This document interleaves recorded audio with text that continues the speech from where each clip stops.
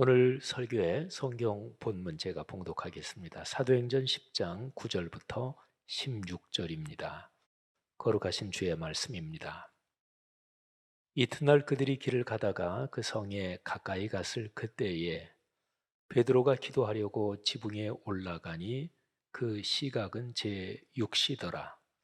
그가 시장하여 먹고자 하매 사람들이 준비할 때에 황홀한 중에 하늘이 열리며 한 그릇이 내려오는 것을 보니 큰 보자기 같고 내 귀를 메어 땅에 들이웠더라.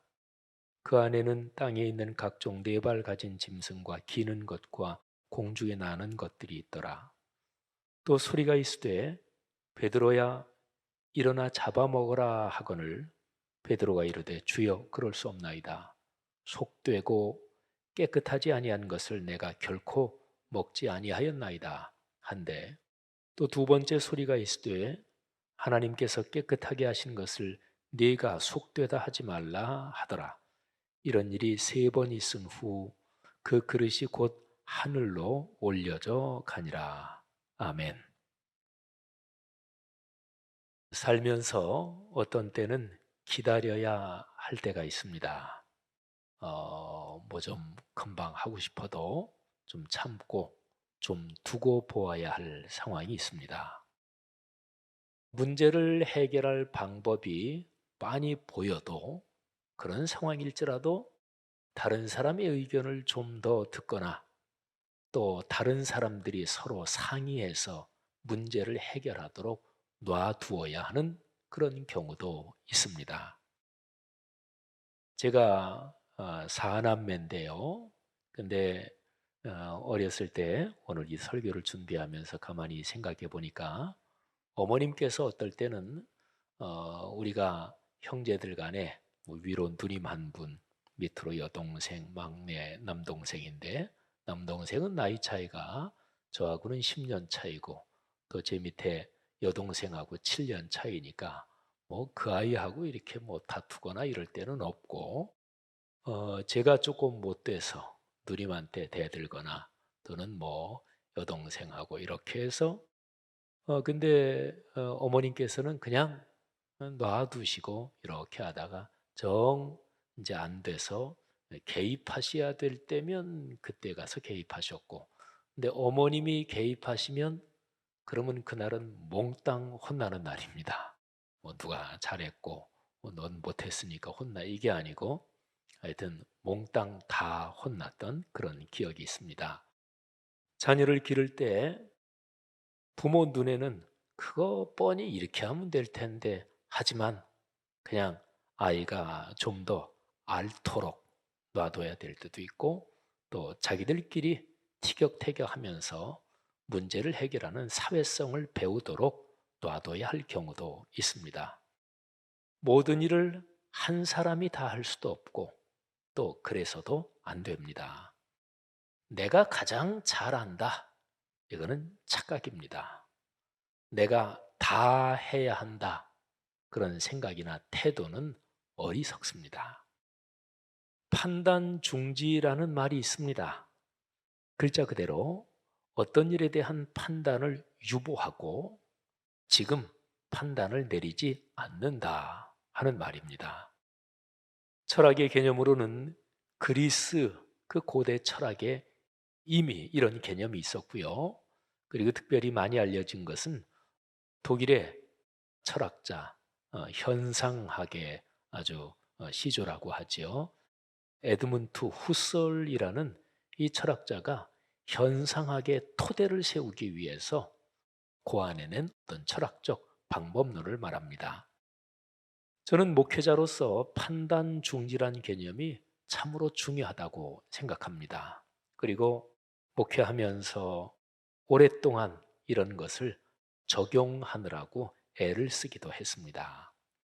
자, 무슨 일이든지 어떤 일이든지 양쪽이 서로가 의견이 다르고 갈등하는 일이 있을 때는 한쪽 얘기만 듣고는 절대로 사안을 정확하게 파악할 수 없습니다.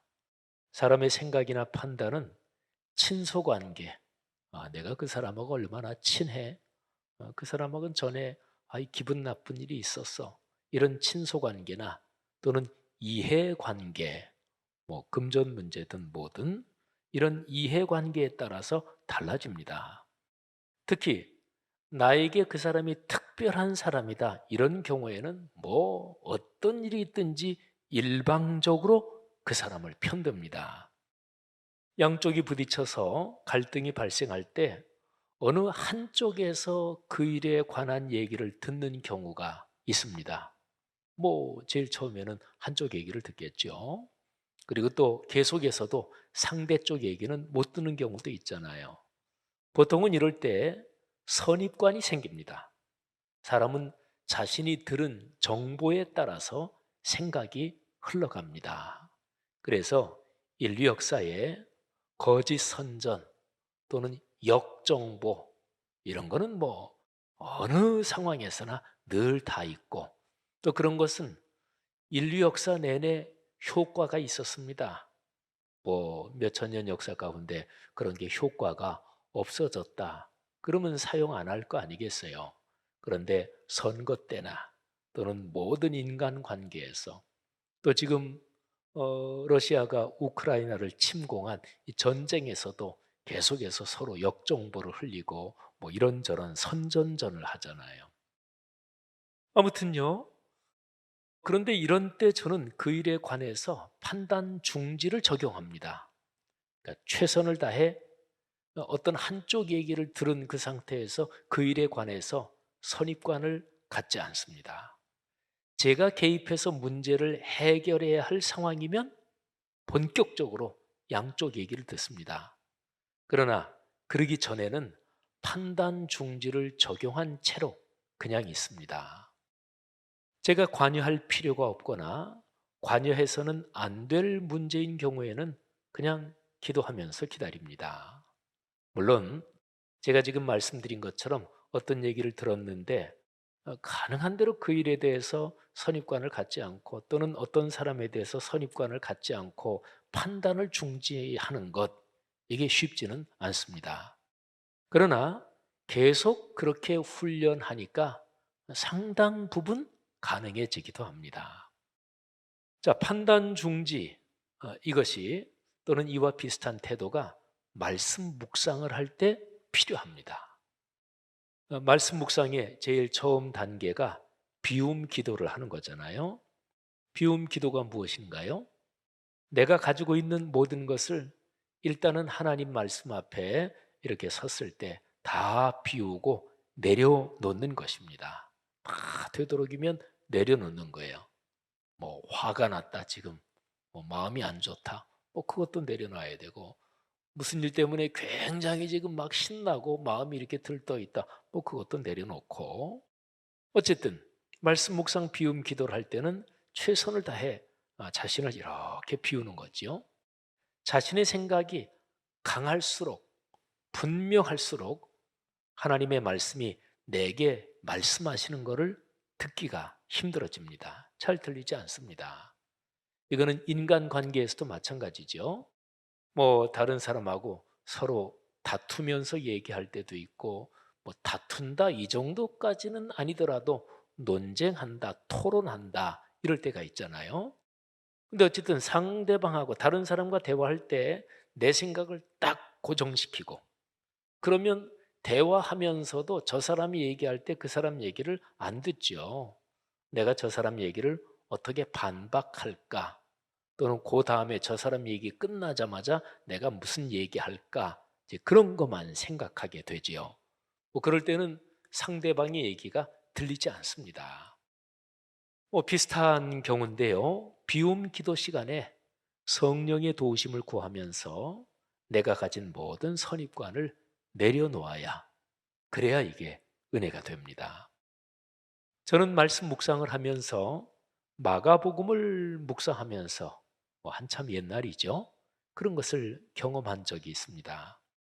제가 신학대 학원 공부를 할 때 마가복음에 대해서 어떤 과목을 들으면서 텀 페이퍼를 논문을 소논문을 써서 제출한 적이 있었습니다. 그때가 마가복음 1장부터 뭐 쭉 전체에 대해 썼는데 특별히 13장 거기가 마가복음의 작은 묵시록 작은 계시록이라고 하는 이제 그런 내용이거든요. 그래서 제가 마가복음에 대해서는 상당히 신학적으로 뭐 16개 장으로 된 거기에 상당히 헌했어요. 독일에 가서 제일 처음 공부를 시작할 때 이제 박사과정 들어가는 시험을 치는데 신약, 뭐 마가복음이 신약에 있잖아요. 근데 신약학을 이제 시험을 쳐야 되는데 그 담당 교수님이 저보고 신약 성경 27권 중에서 어떤 거를 시험을 치면 좋겠느냐 물어보시길래 제가 마가복음을 잘 아니까 마가복음 했으면 좋겠습니다. 그랬더니 그 교수님이 아이 그렇게 하자고. 그러면서 마가복음 1장부터 10장까지를 범위로 해서 시험을 치자. 그렇게 말씀을 하셔서 박사과정 들어가는 시험에서 여러 신학 분과 중에서 신약학은 마가복음 1장부터 10장까지로 시험을 쳤습니다. 뭐 독일어가 제대로 되지 않고 그러니까 굉장히 막 신경을 써서 준비를 했죠. 그렇게 하고 몇 년 공부하고 논문도 다 제출하고 최종 구술 시험을 치를 때 그때 다시 이제 신약학 또 시험을 치러야 되는데 그 교수님을 미팅을 했는데 그 교수님이 전에 이렇게 제 파일을 보더니 그 지구는 그때 박사과정 들어오는 시험에서 마가복음 1장부터 10장을 시험을 치셨군요. 그러면서 마가복음 그 나머지 부분 가지고 시험을 치면 어떻겠느냐 그러시는 거예요. 전 뭐 너무 좋죠. 그래서 그렇게 하지요. 그래서 저는 마가복음을 그렇게 사실은 이런저런 기회로 굉장히 깊숙하게 들여다볼 기회가 있었습니다. 그러니까 마가복음은 사실은 제가 뭐 묵상을 깊이 하지 않아도 꼭 보면은 그냥 다 이게 머릿속에 들어있는 게 있고 또 마가복음 몇 장에 뭐가 나오고 그것도 상당히 훤하지요. 그런데 제가 말씀 묵상지를 계속 펴내면서 이제 마가복음을 묵상하게 됐을 때 그때 이제 갑자기 그런 생각이 들었어요. 내가 가지고 있는 마가복음에 대한 신학적 지식까지도 내려놓고 내가 마가복음을 묵상하는 게 맞지. 그렇게 마가복음을 묵상했는데 그러면서 제가 신학적 지식으로 마가복음에 대해서 가지고 있었던 그런 거하고는 참 생각할 수 없었던 굉장히 큰 은혜를 받았습니다. 저는 그래서 말씀 묵상을 할 때 비움 기도 시간에 그런 기도를 자주 합니다. 하나님, 제가 가진 신학적 지식까지도 다 내려놓고 비우고 그리고 주님께서 오늘 이 본문을 통해서 제게 주시는 그 음성을 듣게 하옵소서. 아무튼요. 뭐 선입관이라고 그래도 좋고 내가 가지고 있는 고정관념이라 그래도 좋고 그걸 내려놔야 그래야 주님의 음성도 들리고 또 다른 사람 얘기도 들리고 또 다른 사람 마음도 보이고 그러는 거지요. 여러분 사람으로서 그런데 선입관을 전혀 갖지 않는다. 이것은 거의 불가능합니다. 어떤 사람에게든지 자신이 갖고 있는 가장 기본적인 가치관이 있습니다. 이 기본적인 가치관, 이거는 사실은 선입관하고는 좀 다르죠. 자, 제가 예를 들어 보겠습니다.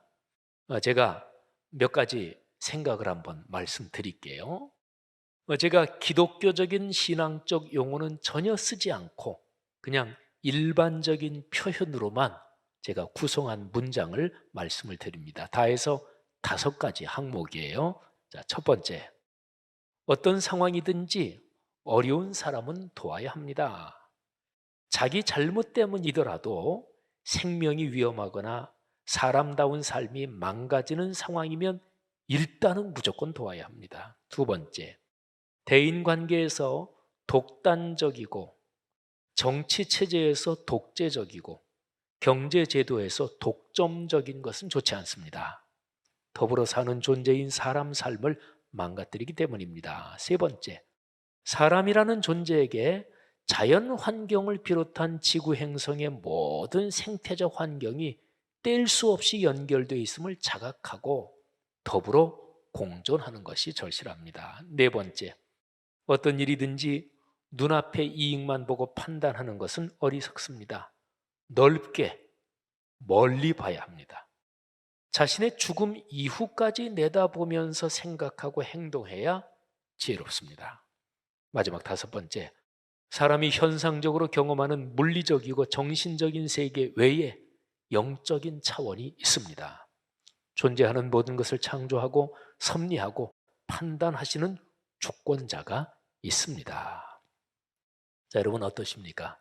제가 다섯 가지 항목을 말씀드렸잖아요. 근데 만일에 우리 사회 또는 이 세상에 사는 사람들이 이 다섯 가지 항목 이런 생각을 좀 더 잘하고 그렇게 산다면 우리가 사는 사회, 인간 세상이 훨씬 더 사람 살만한 세상이 되지 않겠어요? 그렇잖아요.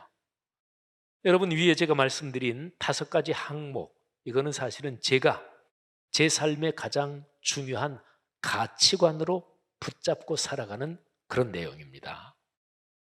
제가 기회 있을 때마다 강조하는 것이 특별 계시 그리고 일반 계시, 이런 거를 제가 기회 있을 때마다 강조하잖아요. 자, 특별 계시가 뭔가요?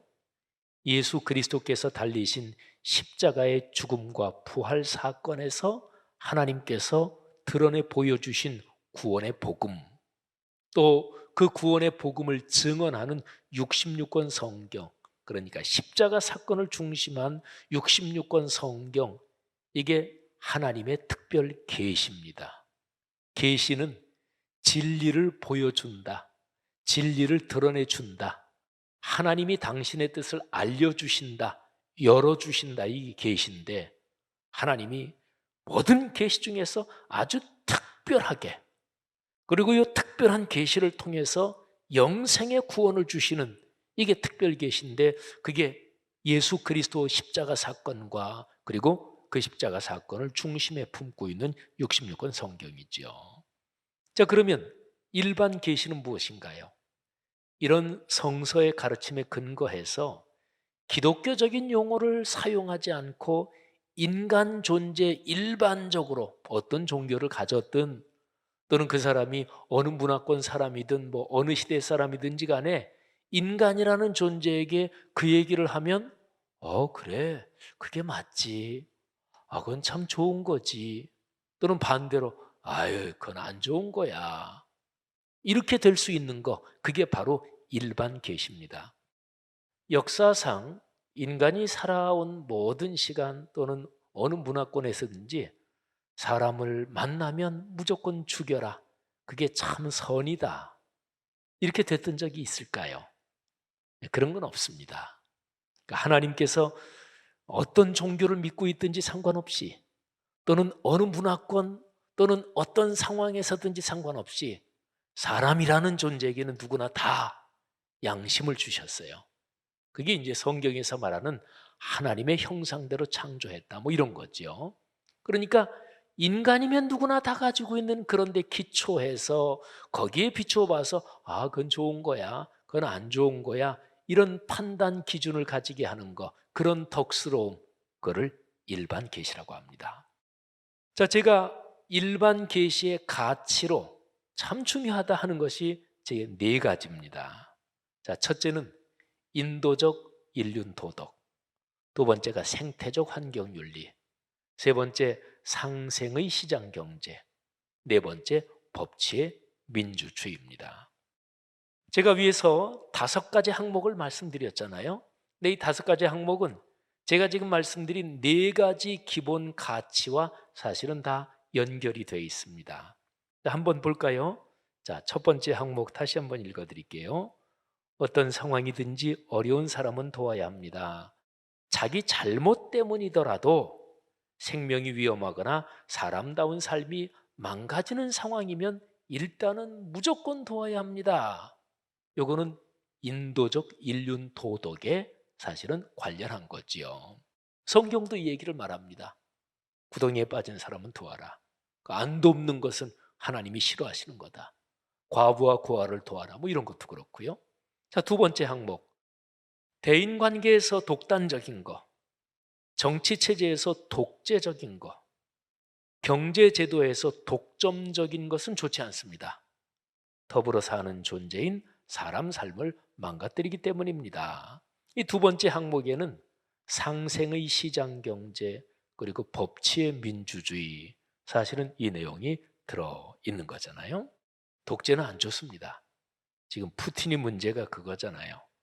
그리고 공산당 일당 독재는 안 좋습니다. 뭐 우리나라 지금 선거 때문에 여야가 아주 뭐 독하게 열심히 경쟁하고 있는데 이거를 나쁘게만 보는데요. 여러분 꼭 그렇게만 볼 건 아닙니다.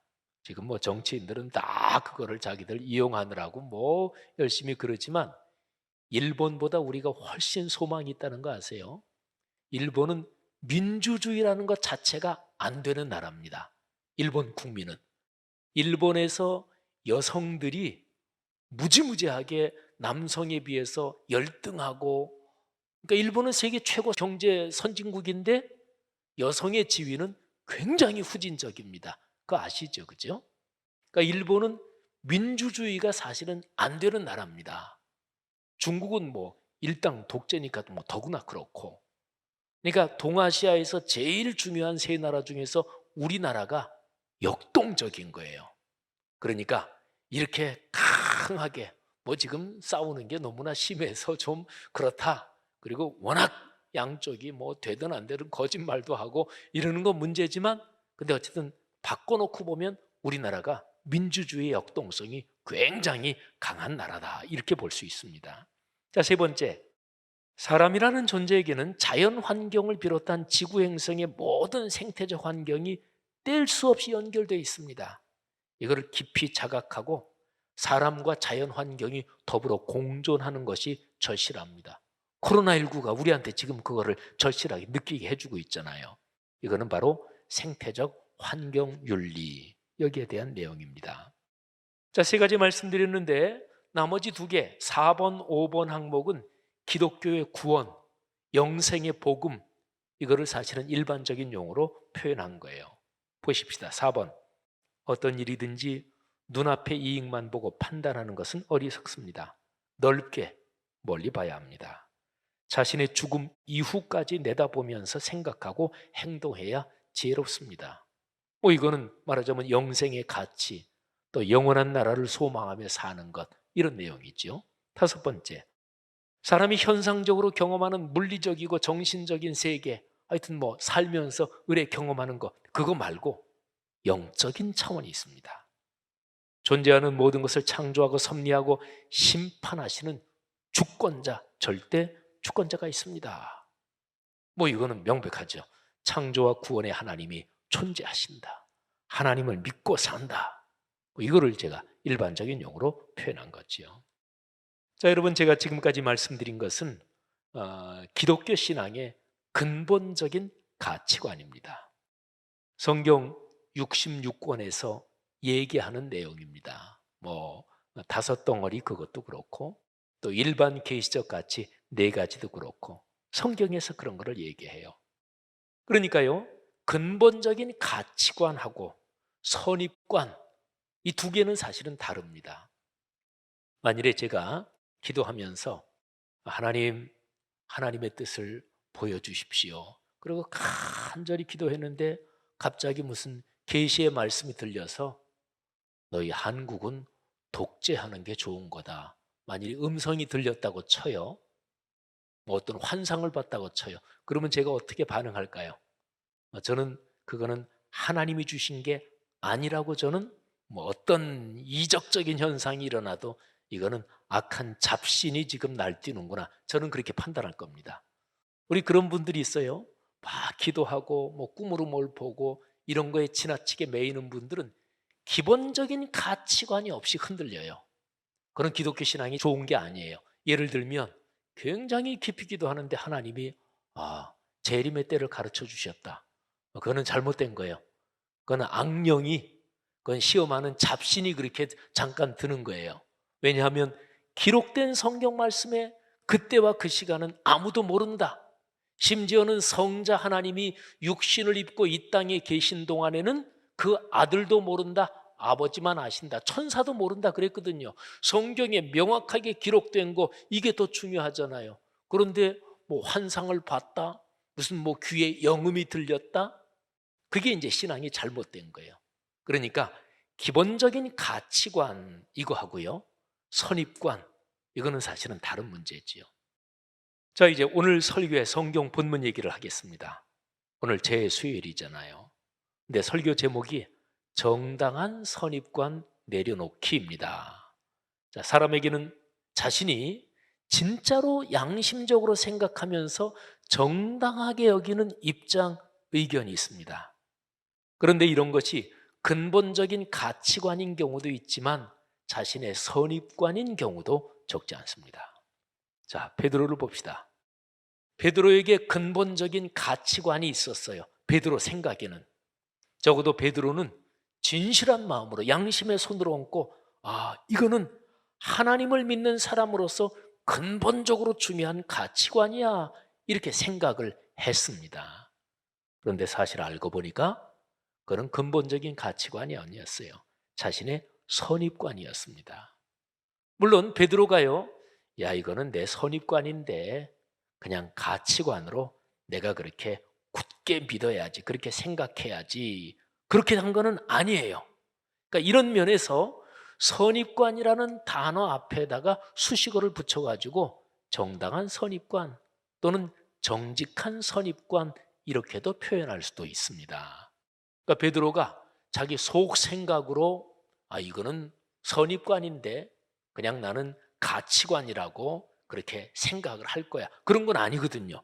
진짜 양심의 손을 얹고, 하나님, 이게 주님을 섬기는 사람으로서 진짜 중요한 가치관임을 믿습니다. 진짜 그랬으니까. 그러니까 선입관 앞에다가 그 사람 자체로 보면 정당한 선입관이다 또는 정직한 선입관이다, 이렇게 한번 수식어를 붙일 수 있단 말이죠.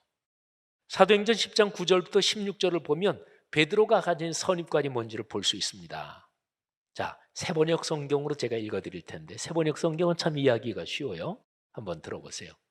이튿날 저들이 길을 가다가 고넬료가 보낸, 그러니까 저 가이사랴에 사는 이 백부장, 이방인 백부장 고넬료가 보낸 그 일행이 이제 쭉 베드로가 있는데 가까이 왔다, 이제 그런 거죠. 요바에 가까이 이르렀을 때에 베드로는 기도하려고 지붕으로 올라갔다. 때는 오정쯤이었다. 낮 12시.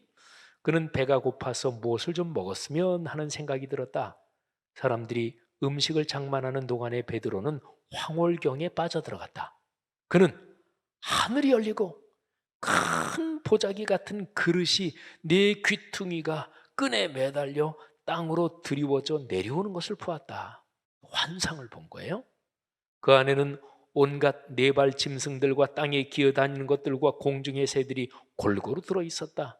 그때에 베드로야, 일어나 잡아먹어라 하는 음성이 들려왔다. 베드로가 대답하였다. 주님, 절대로 그럴 수 없습니다. 나는 속되고 부정한 것은 한 번도 먹은 일이 없습니다. 그랬더니 두 번째로 음성이 다시 들려왔다. 하나님께서 깨끗하게 하신 것을 속되다고 하지 말아라. 이런 일이 세 번 있은 뒤에 그 그릇은 갑자기 하늘로 들려서 올라갔다. 여러분 보세요. 베드로는 진실한 마음으로 하나님을 섬기면서 구약 성경에 기록된 부정한 것들을 평생 먹은 적이 없는 사람이에요. 그는 그 하나님을 섬기는 아주 진실한 근본적인 가치관이다, 이렇게 믿고 평생을 사는 거예요. 그런데 하늘의 소리를 듣습니다. 하나님께서 깨끗하게 하셨는데 네가 왜 속되다고 부정하다고 판단하느냐, 이런 소리를 듣습니다. 그런데 이 환상 그리고 이 메시지는 이방인 선교에 관한 것입니다. 자, 사도행전을 우리가 묵상하는 중이니까 저 유명한 사도행전 1장 8절 그 요절을 다시 한번 봅시다. 오직 성령이 너희에게 임하시면 너희가 권능을 받고 예루살렘과 온 유대와 사마리아와 땅 끝까지 이르러 내 증인이 되리라 하시니라. 아멘. 자, 땅 끝까지 가서 예수의 증인이 된다. 그 얘기는 이방인들에게 복음을 전한다, 이 얘기입니다. 그런데 유대인들은 이방인을 부정한 존재로 생각하고 만나는 것을 꺼렸습니다. 이방인들도 복음을 듣고 하나님의 구원을 받는다, 이거는 베드로를 비롯한 유대인 그리스도인들이 그 사람들도 생각하지도 못했습니다. 처음에는 그래서 그들이 이 고정관념, 그러니까 그들을 양심으로는, 생각으로는 진실하니까 아까 말씀드린 대로 정당한 선입관, 정직한 선입관 그렇게 수식어 정도는 붙여줄 수 있지만 사실은 선입관이고 사실은 고정관념이지요. 하나님이 보시기에 그거는 잘못된 생각이었습니다. 하나님께서 그 생각을 깨시는 작업을 지금 하고 계시는 거예요. 그리고 그 생각을 깨야, 그래야 이방인에게 갈 수 있고, 그래야 예수 그리스도께서 승천하시면서 그러면서 주신 그 큰 명령, 복음을 땅 끝까지 전하는 일을 감당할 수가 있는 것입니다. 그런데 여기 사도행전 이야기에서 예루살렘 교회가 모체잖아요. 예루살렘 교회 가장 중요한 지도자가 사실은 베드로, 그리고 주님의 형제 야고보, 12제자 야고보는 좀 일찍 순교를 해요. 사도행전 12장에 순교하는 장면이, 죽는 장면이 나오는데, 어쨌든 초기 교회에서 가장 중요한 중심 지도자 베드로 생각이 먼저 깨져야 되잖아요. 베드로의 선입관이 깨져야 되잖아요. 그래서 하나님께서 그 작업을 지금 진행하시는 중입니다. 사랑하는 그리스도인 여러분, 신앙의 길은 끊임없이 내가 생각하기에는 정당하고 정직한 선입관이라고 생각되는 것들을 끊임없이 내려놓는 길입니다. 사순절이 시작되는 제 수요일입니다. 전통적으로 사순절에는 금식을 합니다. 또는 금식과 비슷한 것으로서 자신이 좋아하던 것을 절제하며 신앙을 훈련합니다. 미디어 금식, 또 환경오염이 심각한 요즘 탄소 금식, 다 그런 방법 중에 하나입니다. 여러분 자신이 근본적인 가치관이라고 생각하고 있는 것 중에서 사실은 선입관인 것, 그것이 무엇입니까? 선입관을 내려놓는 훈련이 사람을 성숙하게 합니다. 그런 사람들이 복을 받습니다. 사랑하시는 여러분, 이번 사순절에 정당한 선입관이라고 생각되는 것을 충분히 내려놓는 그런 축복이 있기를 주의 이름으로 권면합니다. 그 복을 넉넉하게 받아 누리시고, 그래서 이번 사순절을 통해서 자기의 고집과 또는 자기의 선입관에서 좀 더 해방되고, 족쇄에 묶여있던 게 해방되면 참 좋잖아요. 그죠? 그래서 자유를 누리고 또 인격의 성숙함을 경험하시기를 주님의 이름으로 축복합니다.